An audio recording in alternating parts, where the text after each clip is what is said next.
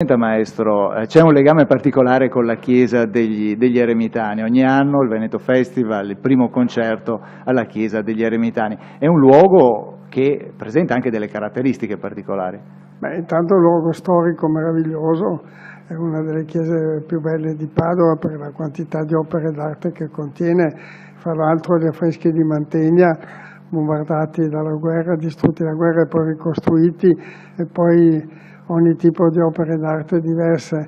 Oltretutto è una chiesa che c'è un fascino straordinario e contiene anche una notevole quantità di pubblico, avendo un'acustica accettabile, a differenza della Basilica del Santo, che ha un'acustica molto difficile, è la Basilica del Santo.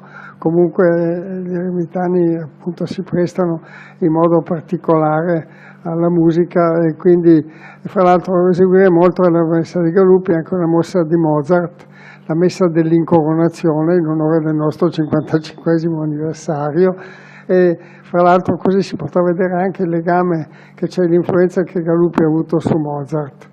Dopo di questo abbiamo a Padova un altro concerto importantissimo il 7 giugno con la partecipazione del solista russo Jan Lisiecki, un giovane che sta spopolando, ha avuto grandissimi successi alla Scala e dovunque.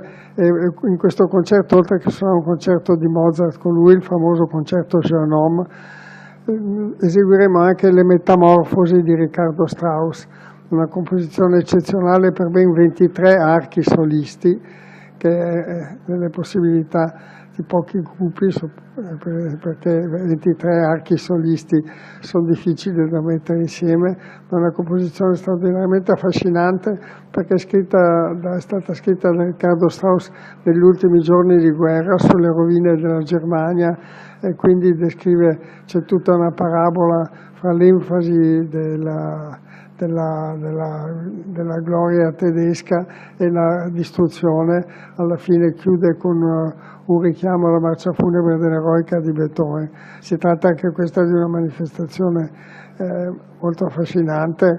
Il 7 giugno questa volta sarà all'Auditorium Pollini alle 21, quindi Basilica degli Eremitani 23 maggio alle 21 e Auditorium Pollini il 7 giugno alle 21.